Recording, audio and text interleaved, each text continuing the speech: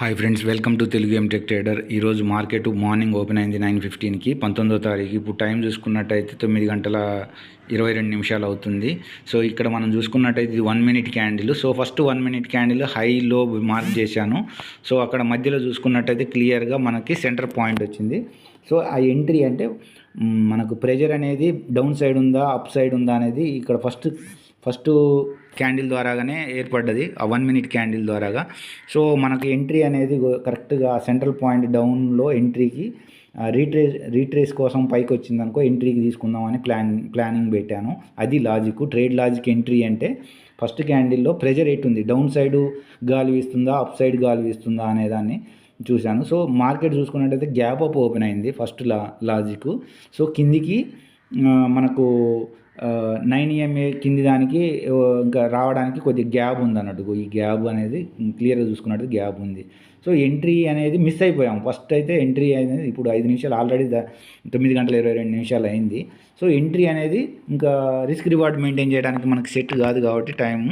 So ఇక్కడ మనకు 15 minutes కూడా చెక్ చేసాము. తర్వాత వెయిట్ చేద్దాం కొద్దిగా. మనకు డీసెంట్ ప్రైస్కి వచ్చింది అనుకో పైకి, అక్కడ ఎంట్రీ కరెక్ట్గా ఆ సెంటర్ పాయింట్ దగ్గర ఎంట్రీకి పెట్టేసి స్టాప్ లాస్ కూడా మనం పెట్టుకుందాము.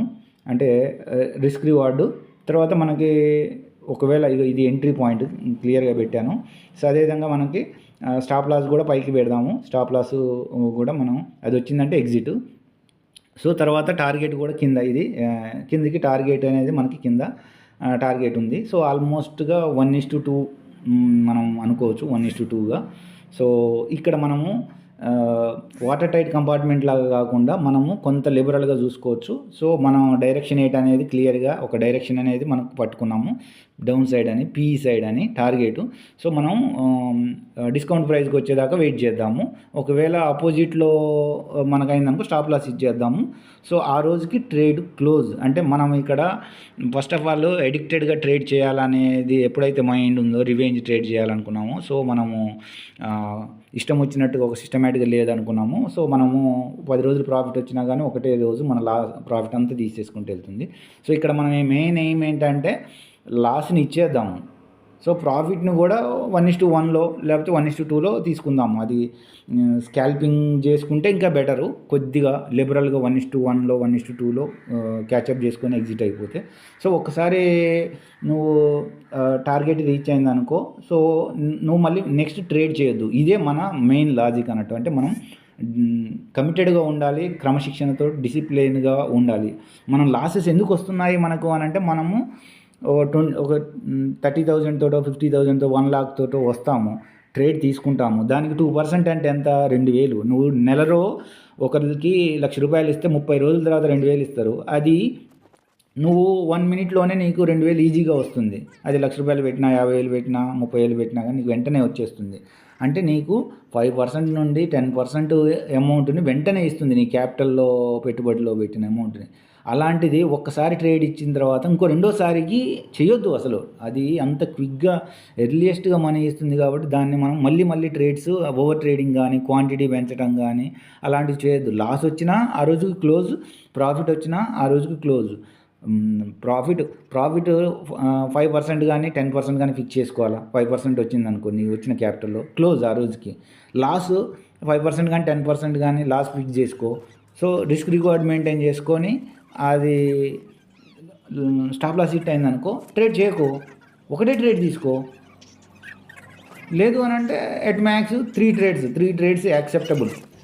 సో కానీ ఎంట్రీ అనేది కరెక్ట్గా నేర్చుకొని ఎంట్రీ తీసుకోవడం అనేది చేయాలి. సో ఇక్కడ చూసుకున్నట్టయితే నేను ఆల్రెడీ మన డిస్కౌంట్ ప్రైస్కి పైకి వచ్చింది 9:45. సో పైకి వచ్చేసి మనకి డిస్కౌంట్ ప్రైస్లో వచ్చింది. సో ఎంట్రీ అనేది మనం already strike price 24,650 down side ఇందమని తీసుకున్నాము. సో మనం ఎంట్రీకి ప్లాన్ చేసాము. మనం అదే టార్గెట్ కూడా ఆల్మోస్ట్ అచీవ్ అయింది.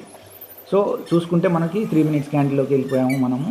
సో ఆల్మోస్ట్ మనకి మన టార్గెట్ అయితే అచీవ్ అయింది. కాబట్టి మనం మెయిన్ ఏంటంటే ఒకటే ట్రేడ్ అంతే. ఇంకా ప్రాఫిట్ వచ్చినా లాస్ వచ్చినా ఓవర్ ట్రేడ్ చేయడం వలన మనకు వచ్చిన ప్రాఫిట్స్ అన్నీ పోతాయి, లాసెస్లోకి వెళ్తాము.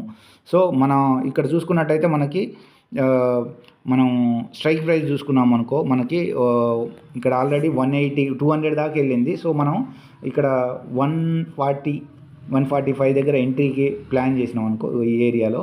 సో 9:45 టైంలో. సో మనకి ఆల్రెడీ మంచి ప్రాఫిట్ వచ్చినట్టు, అంటే మనకి డీసెంట్ ప్రాఫిట్ వచ్చినట్టు. సో మంచిగా ప్రైస్ యాక్షన్లో ఎంట్రీ తీసుకున్నట్టు. సో దీని తర్వాత మనం ట్రేడే తీసుకోవద్దు.